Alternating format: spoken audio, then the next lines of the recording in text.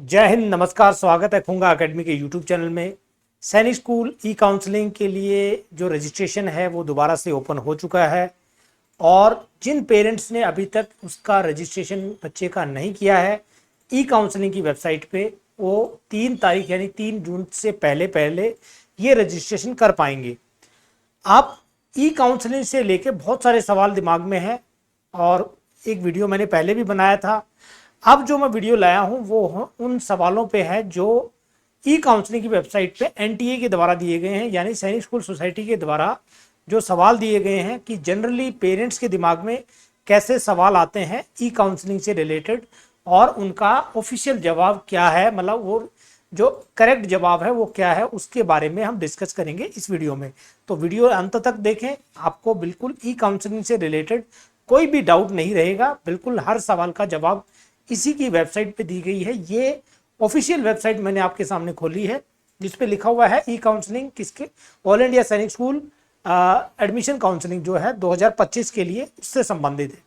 यहाँ पे जब आप हेल्प डेस्क में जाते हैं और यहाँ पे एफएक्यूज में जाएंगे आप, एफएक्यूज का मतलब फ्रीक्वेंटली आस्क्ड क्वेश्चंस, वो किस प्रकार के सवाल हैं, उनका एनटीए ने या सैनिक स्कूल सोसाइटी ने क्या उसका जवाब लिखा है, उसके बारे में बात करेंगे। जैसे कि पहले नंबर 1 सवाल से स्टार्ट करते हैं कि I have qualified in 2025 AISSE and I am interested in taking admission of one of the Sainik school, do I need to register for e counselling. जी, इसका मतलब यह है कि आपका बच्चे ने इस बार अप्लाई किया था सैनिक स्कूल का, एग्जाम भी दिया जो अप्रैल में हुआ था और अभी उसका स्कोर आ गया है, यानी वो क्वालिफाई हो गया है सैनिक स्कूल के लिए किसी के लिए।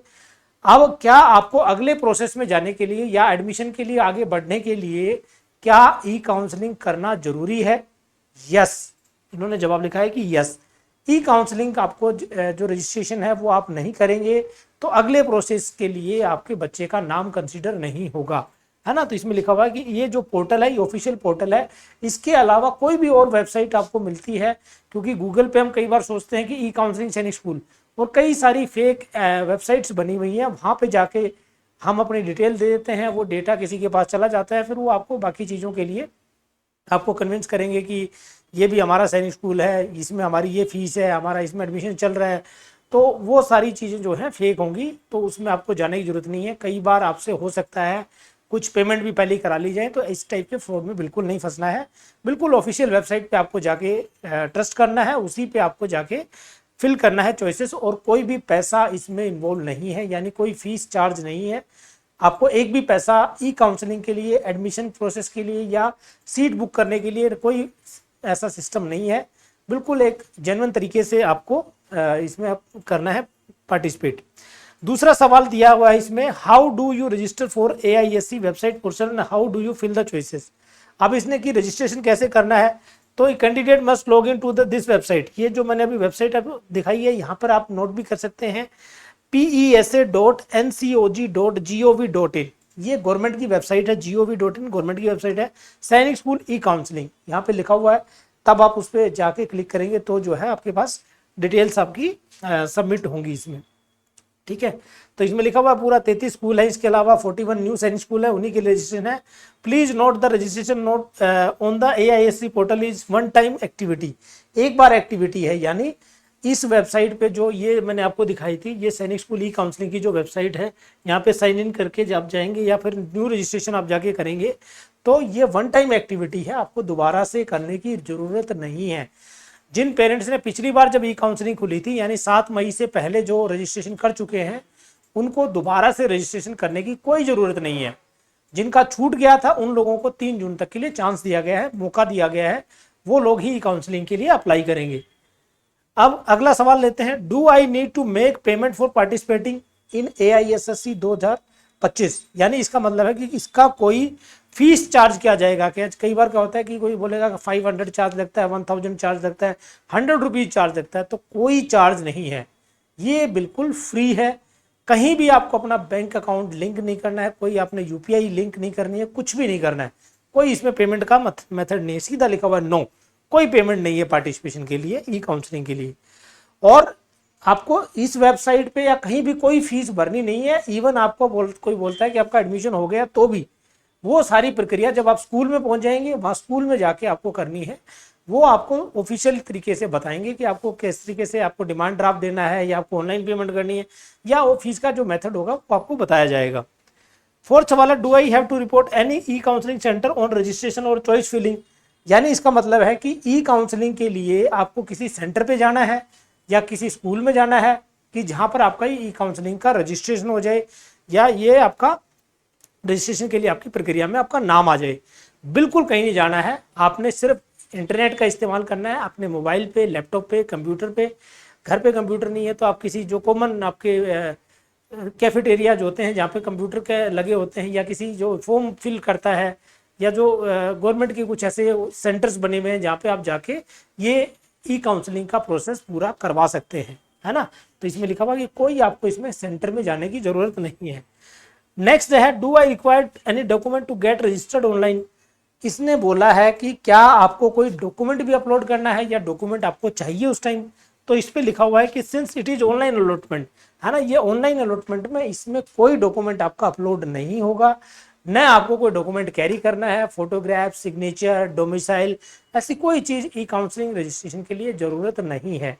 आप चिंता ना करें, जो डॉक्यूमेंट आपने भेजने थे वो आपने शुरू में जब फॉर्म भरा था वो भर दिया है। अब आप अगर आपके बच्चे का एडमिशन के लिए किसी स्कूल में नाम आता है तो आपको वहाँ डॉक्यूमेंट दिखाने होंगे, उससे पहले कहीं आपको कोई डॉक्यूमेंट्स की रिक्वायरमेंट नहीं है। लेकिन डॉक्यूमेंट्स आपको पूरे आपको जरूर करके रखने हैं। पूरे का मतलब अपनी एक फाइल बना ले जिसमें आपका आधार कार्ड, बच्चे का आधार कार्ड, उसकी लास्ट ईयर का जो स्कूलिंग था उसकी टीसी या जो उसका जो मार्कशीट है वो, फिर आपका डोमिसाइल, बच्चे का डोमिसाइल, जाति प्रमाण पत्र अगर है कोई, कोई इनकम सर्टिफिकेट आपके पास है, आप अगर इसमें एनसीएल कैटेगरी में जाते हैं या ईडब्ल्यूएस कैटेगरी में जाते हैं, वो सारी चीज़ें आपको जरूर रखनी है। जो फौजी बच्चे हैं यानी फौजी के जिनके पिताजी हैं उनको भी अपना सर्विंग सर्टिफिकेट, वो सब चीज़ें आपको रेडी रखनी पड़ेंगी ताकि अगर आप एडमिशन में जाते हैं तो वो आपको फिर भागदौड़ एकदम ना करनी पड़े। ठीक है। Number 6, I have filled incorrect domicile by mistake during the AISC 2000 registration at NTA portal. Now when I check result AISSC portal, it is showing the incorrect domicile. How can I change it? ये सवाल के लिए मेरे पास भी एक दो बार phone आ चुके हैं, ज़्यादा ही आ चुके होंगे, कि आपने जब फॉर्म भरा था उस टाइम आपने डोमिसाइल किसी स्टेट का गलती से गलत भर दिया। जैसे कि आप रहने वाले हो उत्तराखंड के और आपसे गलती से उत्तर प्रदेश उस पर क्लिक हो गया, या आप उत्तराखंड के आपका डोमिसाइल होना चाहिए और आप पोस्टेड थे गुजरात में, आपने गुजरात उसमें चॉइस डाल दी। ऐसी गलती आपसे हो गई है तो अब उसका करेक्शन मेथड क्या है। तो इसमें लिखा हुआ है, change of domicile would be allowed on AISC 2025 portal as per the window provided for changing personal particulars of the candidate. यानी ई काउंसलिंग की वेबसाइट पे जब पर्सनल पर्टिकुलर्स के लिए एक करेक्शन विंडो जब ओपन, जैसे पहले भी हुई थी 7 तारीख से लेके 12 मई के बीच में, अब आप भरेंगे नया तो आप बिल्कुल करेक्ट भरना है। 3 जून के बाद भी मैंने आपको बोला था 1-2 दिन के लिए करेक्शन विंडो जरूर ओपन होगी, तो उसमें आप उस टाइम उसको ठीक कर सकते हैं, जिसमें 2-3 चीज़ें ठीक की जा सकती थी। एक आपका कैटेगरी था, आप अपनी कैटेगरी चेंज कर सकते थे। दूसरा आपका डोमिसाइल जहाँ का था वो आप उसमें चेंज कर पा रहे थे। तो इस टाइप की अगर कोई गलती आपसे हो गई है, बिल्कुल करेक्शन विंडो में जाके वो अभी चेंज हो जाएगी, अगला जो करेक्शन विंडो जब ओपन होगी तब।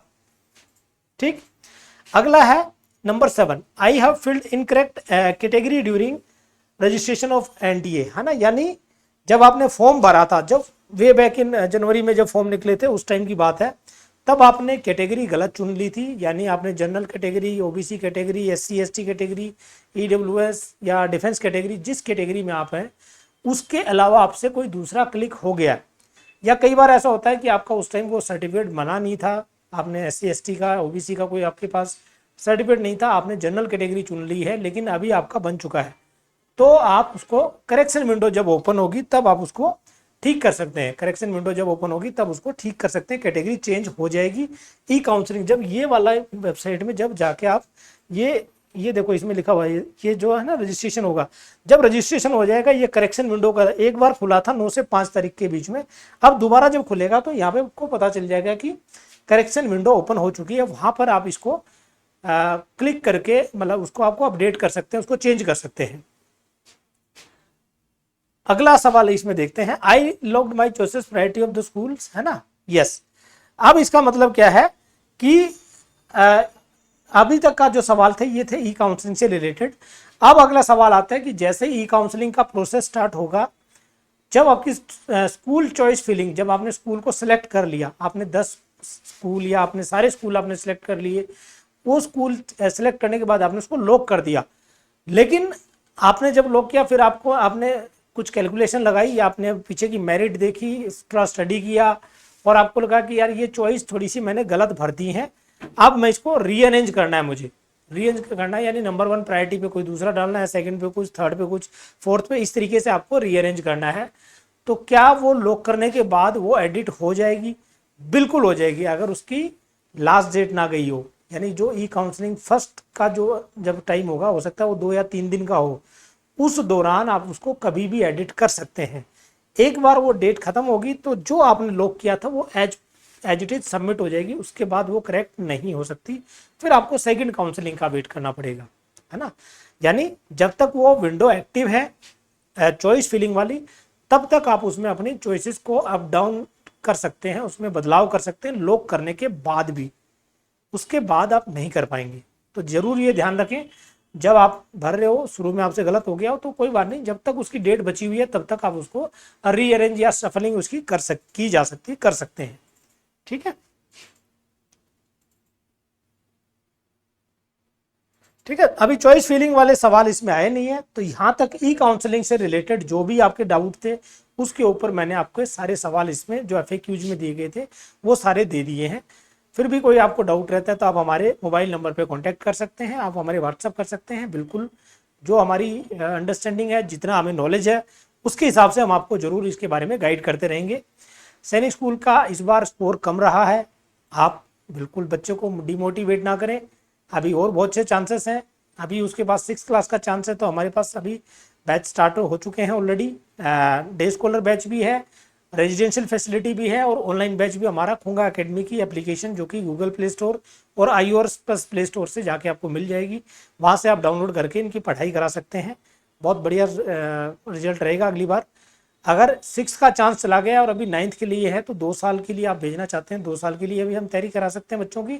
तो इस बार स्कोर कम रहा, लेकिन अगली बार के लिए बिल्कुल ये ठान लेना है कि अगली बार हम इसको बिल्कुल क्रैक करके रहेंगे और इसको पार करके रहेंगे। सैनिक स्कूल हो, मिलिट्री स्कूल हो या RIMC हो, तीनों स्कूलों की तैयारी खूंगा एकेडमी कराती है। बाकी कोई आपको क्यूरी है, नीचे दिए गए मोबाइल नंबर पे आप कांटेक्ट कर सकते हैं। तो आज के लिए इतना ही, थैंक यू, जय हिंद।